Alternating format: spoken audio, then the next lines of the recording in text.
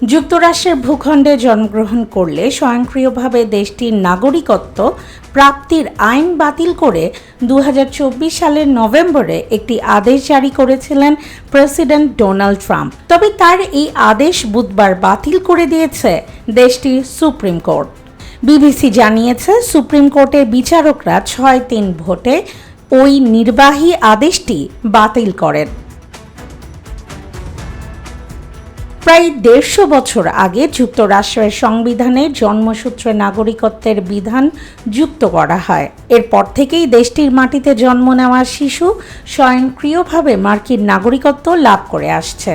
তবে দ্বিতীয় মেয়াদে দায়িত্ব নেওয়ার কয়েক মাসের মধ্যেই এই দীর্ঘদিনের বিধান বাতিলের উদ্যোগ নেন প্রেসিডেন্ট ডোনাল্ড ট্রাম্প। কিন্তু সুপ্রিম কোর্টের অধিকাংশ বিচারক মনে করেন, এতদিন ধরে কার্যকর থাকা এই সাংবিধানিক অধিকার নির্বাহী আদেশের মাধ্যমে বাতিল করা সম্ভব নয়। রাজনৈতিক অঙ্গনে ট্রাম্পের এই সিদ্ধান্ত তেমন সমর্থন পায়নি। মূলত অবৈধভাবে যুক্তরাষ্ট্রে প্রবেশ করা অভিবাসীদের সন্তানদের স্বয়ংক্রিয়ভাবে মার্কিন নাগরিকত্ব পাওয়ার সুযোগ বন্ধ করতেই এই পদক্ষেপ নিয়েছিলেন ট্রাম্প।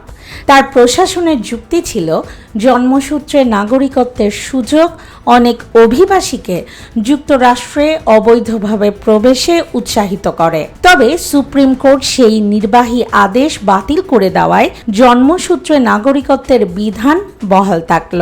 ফলে অভিবাসন নিয়ন্ত্রণে ট্রাম্প প্রশাসন ভবিষ্যতে নতুন কোনো নীতি বা বিকল্প পদক্ষেপ গ্রহণের চেষ্টা করতে পারে বলে ধারণা করা হচ্ছে।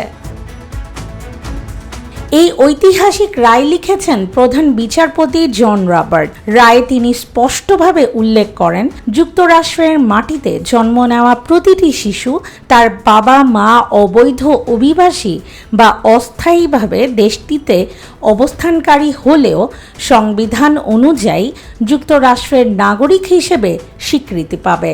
রায়ে সংবিধানে 14তম সংশোধনী বিষয়টিও গুরুত্বের সঙ্গে তুলে ধরা হয়েছে। যুক্তরাষ্ট্রের গৃহযুদ্ধের পর এই সংশোধনী যুক্ত করা হয়েছিল, যাতে দেশটিতে জন্ম নেওয়া এবং দাসপ্রথা থেকে মুক্তিপ্রাপ্ত আফ্রিকান আমেরিকানদের নাগরিকত্ব সাংবিধানিকভাবে নিশ্চিত করা যায়। সেই ঐতিহাসিক সাংবিধানিক সুরক্ষাই এবারও বহাল রাখল যুক্তরাষ্ট্রের সর্বোচ্চ আদালত।